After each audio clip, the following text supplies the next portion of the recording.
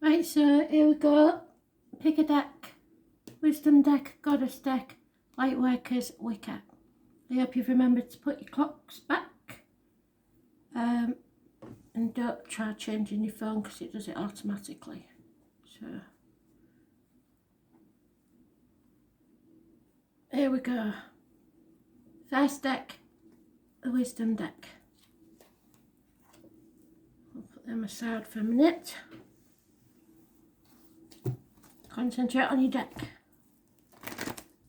1. Don't deviate from the first one you thought of, otherwise Spirit will get confused. There's no logic to it, so don't try overthinking it. I know what you're thinking, even if it is in the future.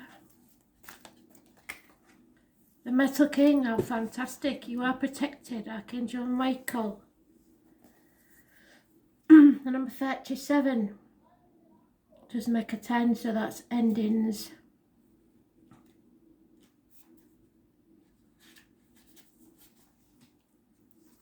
The Metal King, can you see him? I hope so.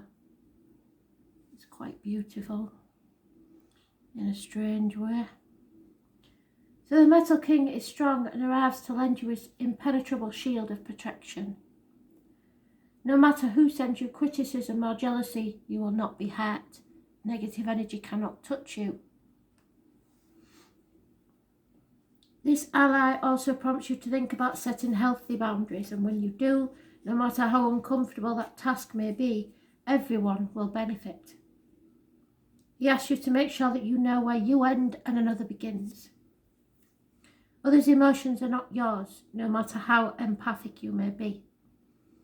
Another of the Metal King's messages is to remind you how important it is to have a healthy sense of self-esteem, and we've been talking about that for weeks, haven't we?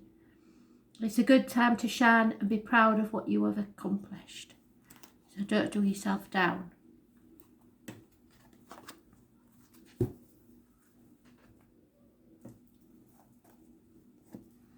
Deck 2, the Goddess deck, Aboriginal, but for some reason it's the Aboriginal, but it's got all sorts of different energies in there.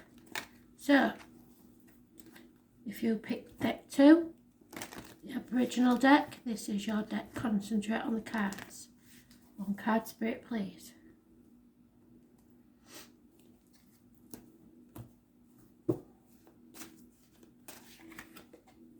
Oh, and the orange chakra fairy is your sacral chakra, your gut instinct. So go with your gut on most things. What is your gut instinct telling you?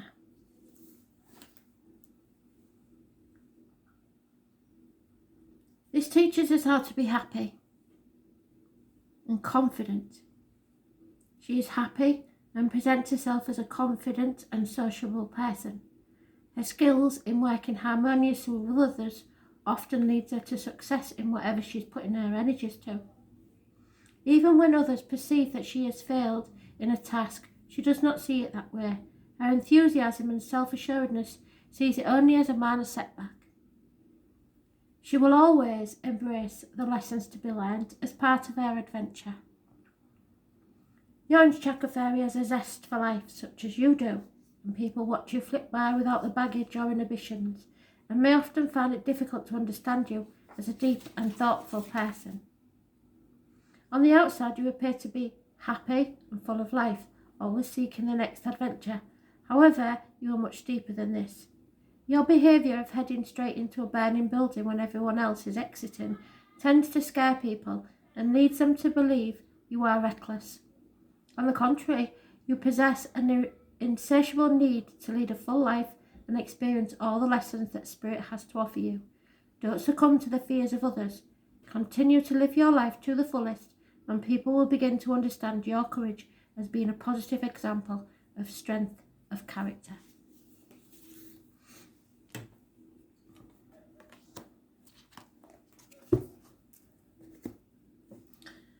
Third deck, the Lightworkers. Concentrate on your deck. 1 card, Spirit, please.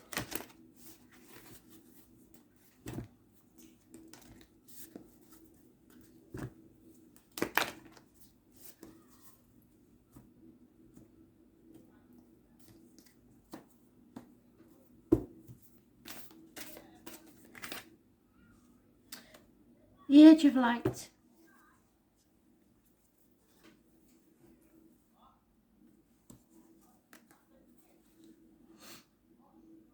Number 86. Some of you may have been born in 86. Some of you may live at number 86. And number 86 may have some importance in your life. So, mystics and sages throughout the ages have predicted this period in history. They have too.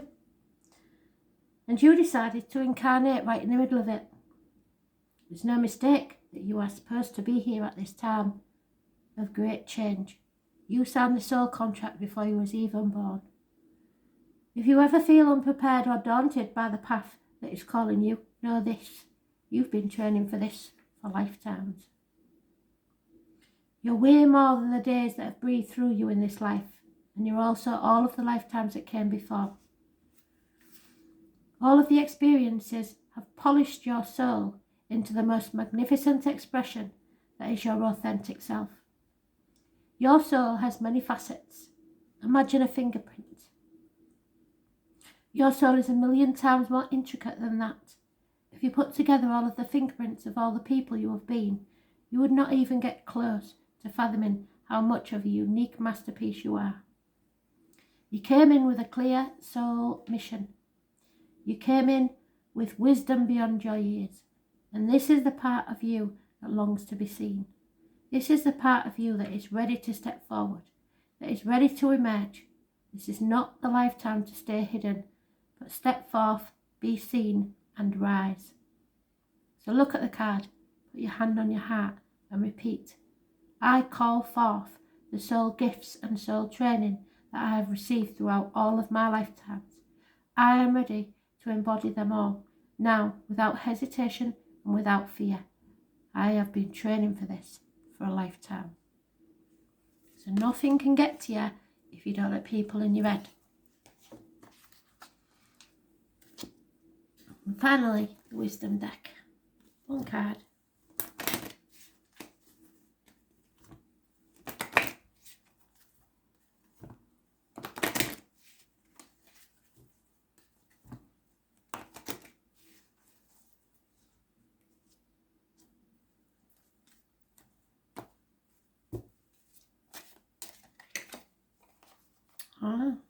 The Divine Masculine.